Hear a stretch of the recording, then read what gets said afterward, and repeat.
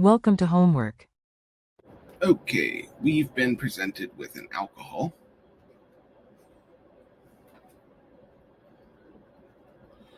And we've been asked to show curved arrow formalism to show the formation of the carbocation intermediate that forms in the presence of sulfuric acid, H2SO4.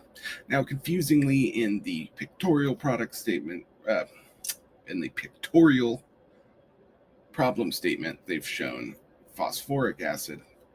But in the end, it doesn't matter because as they note that in the drawing box, that is the box in which you enter your answer, they show neither sulfuric acid nor phosphoric acid because they use the shorthand H plus under the assumption that that H plus came from sulfuric acid or possibly phosphoric acid. There's no way really of knowing what they intended with their problem, except to say that it doesn't really matter.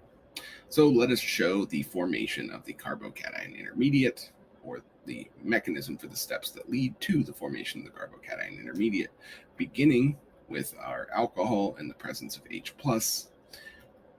The alcohol will grab the hydrogen to become protonated.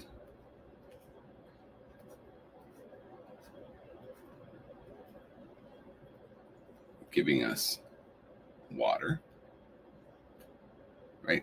And it is at this point that our hydroxyl has gone from being a very bad leaving group and it turned into a hydronium, positively charged, essentially water molecule, which is a very good leaving group. And the reason for that is that now that this is protonated, it will in fact leave on its own without a nucleophile, or without the necessity for some nucleophile pushing it off. Draw the arrow in red. And so the water will leave.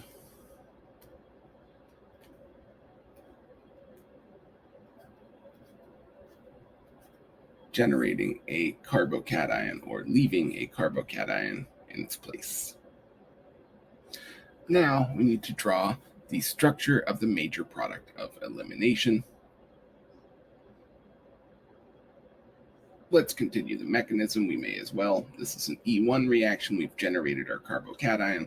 So the final step here for an E1 would be that a hydrogen on a neighboring carbon, in this case, the more substituted side, due to the stability of the product that we get, will be abstracted, and we can show that happening with the water molecule we just generated.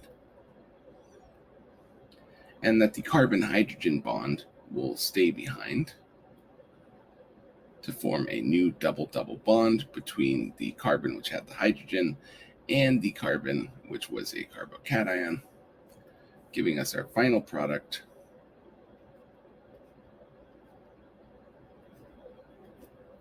an alkene. We will also generate H3O plus as a side product, or you could say that we generate H plus if we're not tracking our water. Many times we'll put minus H2O under the arrow to say we're not going to track the water, in which case you would purely answer with H plus if they ask for it. And this tells us exactly why it is that in these kind of elimination reactions, the acid is given in catalytic amounts because the acid regenerates itself in the course of the reaction. So no sulfuric acid is actually consumed. If we put 3 moles in to make the reaction go, when we finish the reaction, we'll still have 3 moles of acid. It's wonderful.